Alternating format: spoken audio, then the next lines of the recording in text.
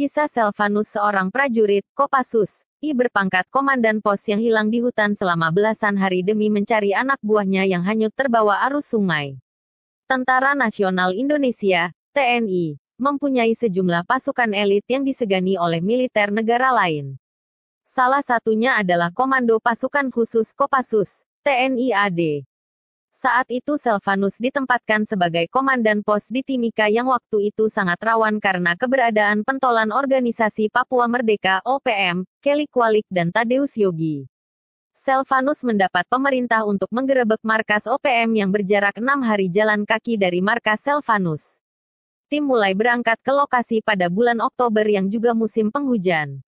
Saat hari kelima, mereka bertemu sungai dengan arus yang sangat deras. Mereka pun memutuskan untuk menyeberang dengan menggunakan tali.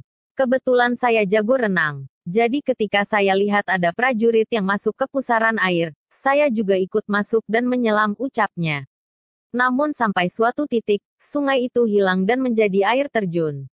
Selvanus pun menepi di tengah hutan Papua yang berada di ketinggian 4.000 meter di atas permukaan laut. 5 orang sudah menyeberang, 3 belum menyeberang dan saya hanyut bersama si kopral. Ini adalah satu-satunya motivasi saya untuk bertahan dan mencari kopral itu, ujarnya. Saat ia keasyikan mencari prajurit tersebut, Selvanus tidak dapat kembali pulang. Dia pun tersesat di dalam hutan belantara. Di kepala saya harus mencari arah ke Timika untuk melapor ke komandan dan melanjutkan mencari anak buah yang hilang, tuturnya. Saat hari ke-6, Selvanus sudah berada di ambang sadar. Semua perlengkapan termasuk sepatunya hanyut di bawah arus sungai yang deras. Hari ke-6 itu saya sudah melihat alam lain. Saya mulai mengobrol dan berkomunikasi. Mungkin itu hanya halusinasi saja. Namun anehnya, saya masih terus bisa berjalan, bahkan sampai hari ke-11 dan berhasil menyeberangi sungai dengan lebar 200 meter sebelum tiba di Timika. Namun akhirnya, Selvanus yang telah hilang di hutan Papua selama 18 hari, berhasil ditemukan oleh warga di Timika dengan selamat.